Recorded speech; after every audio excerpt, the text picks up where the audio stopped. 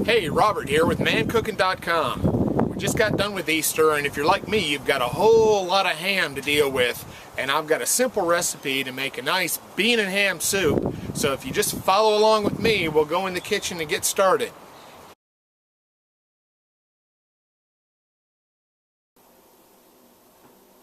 Okay, first thing with this very simple recipe is we need to melt some butter to saute our onions. You want to use about a medium-sized onion, and we're going to use a full stick of butter because we will need some of that butter juice here in just a few minutes. So we'll get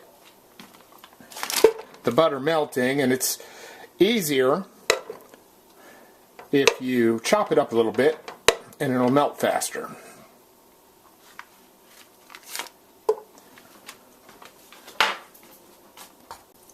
Okay, now that the butter's all melted, we're going to add our onion and get that sauteing. We're not really interested in caramelizing it, just getting the onion cooked a little bit. And here in a minute, we'll be adding some garlic to it.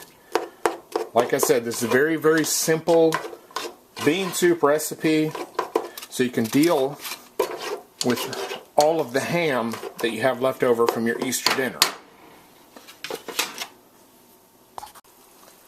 Okay, now that we've got the onion starting to saute and bubbling a little bit, I'm going to add in just a little bit of black pepper.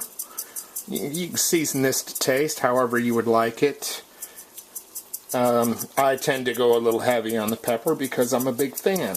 I am not going to add salt to this recipe just because we're working with the Easter ham, and you know, the Easter ham is cured with a lot of salt, even if they don't tell you. I do use a little bit of salt substitute, and I've got 4 little cloves of garlic that I've peeled and diced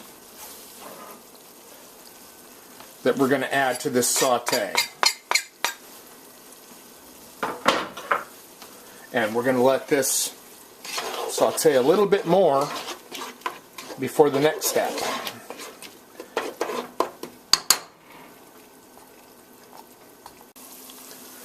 Okay, now that we've let this onions and garlic saute together for about 2.5, maybe 3 minutes, what I want to do now is add about a cup and a half of shredded carrots, because I want to have carrots in my soup.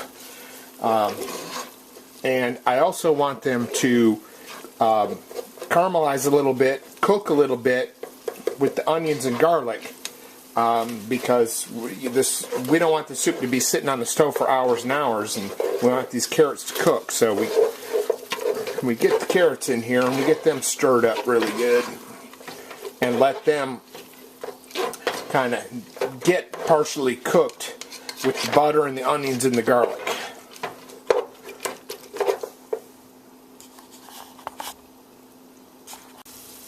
Okay, now that we've let these carrots sit in here for, I'd say, about 3, maybe 4 minutes, just enough for them to start getting soft and a little bit pliable, and we haven't started to caramelize the onions yet, which is good because we didn't want to do that.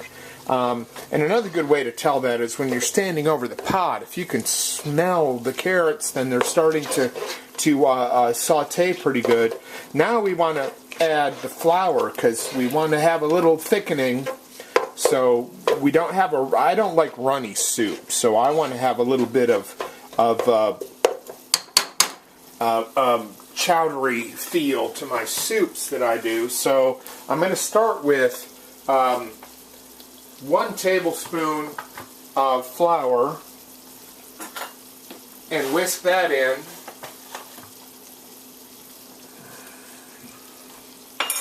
With the butter. And yeah, it is a little, it's kind of difficult to whisk in flour and not let it get so clumpy with all this other stuff in the pan, but you can do it. It just takes a little time and patience. And I'm going to add 1 more because I want to thicken it up a bit more, because here in a minute we're going to be adding some chicken stock. and we want to give it the opportunity to thicken up.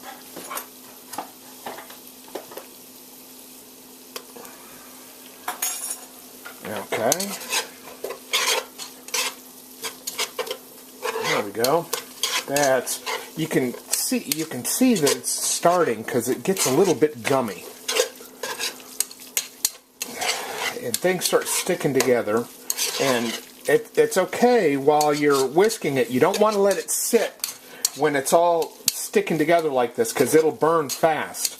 So what you want to do is you want to have the next ingredient ready before you do this, which is going to be your chicken broth that we're going to add in here. And I already have a can of it sitting over here, and we're going to slowly add some in.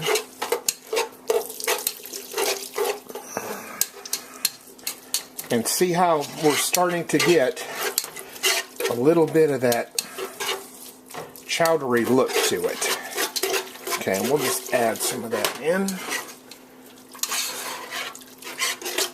See, that's the look, that's the consistency we're kind of going for.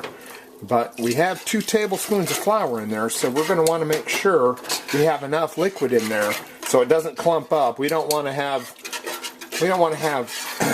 mashed potato bean soup or that same consistency. Now this recipe will call for 2 cans of chicken stock, but for right now we're going to let this one get a little bit bubbly before we add the other one, because we don't want to have a runny soup. We want to have more of a chowder kind of feel to this soup. Okay, after you added that first can of chicken stock, you're going to want to let it come to just barely bubbling. You don't want to let it to get too hot because you don't want it to burn on the bottom. And then we're going to add our second can of chicken stock and stir that in.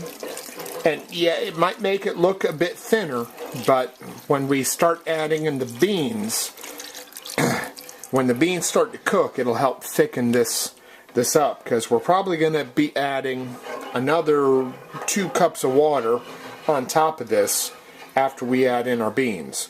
So we want to get this stirred in really well.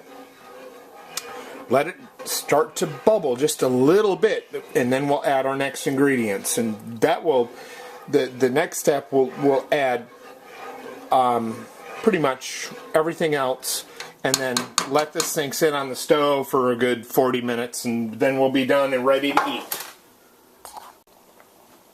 Okay, now that we see that our mixture is starting to get more bubbly and everything, it's time to add the ham. And I want to add about 1.5 to 2 cups of the chopped Easter holiday ham to the pot, and get that all stirred up. And we're going to want to let this simmer for a few minutes to let some of the natural properties of the ham get into the soup. I trim some of the fat off of the ham just because I'm not a big fan of it, but you want to leave some of it because that's going to add to the flavor of the soup. And another thing that we do at this point right here is we add 3 or 4 dashes of Worcestershire sauce, because I just think I like Worcestershire. It adds a little bit more meaty flavor to the mix. And we're going to let that sit and simmer for just a few minutes till it comes to a boil. Then we'll start adding our beans and corn and get it right to the end where we're done adding ingredients, and then we'll just let it sit and simmer. And the simmer time is probably around 40 minutes. So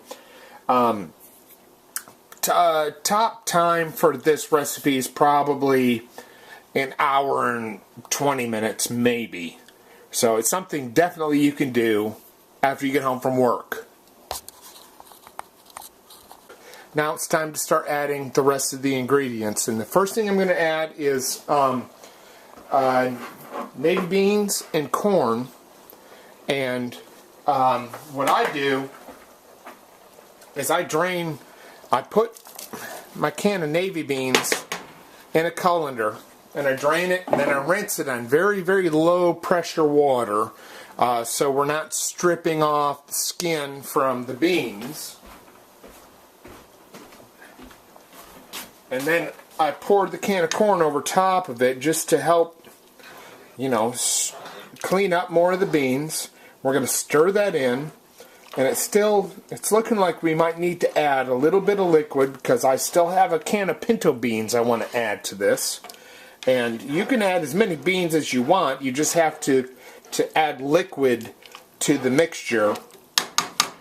And we're going to add about a cup of water.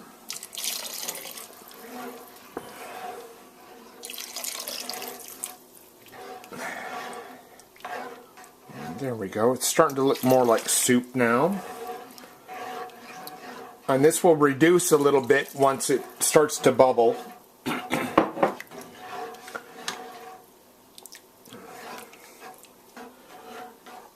And I also add a can of green chilies, undrained. I do not drain these. I add the whole thing.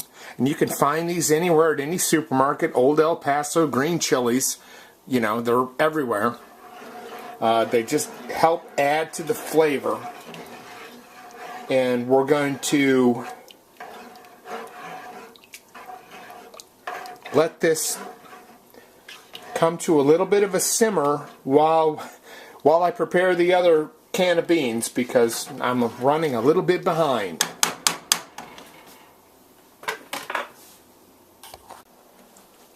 Okay, and while that is starting to cook, I'm going to add the other can of beans. I like pinto beans. You can use whatever kind of beans you want. Great Northern beans. You can use another can of navy beans.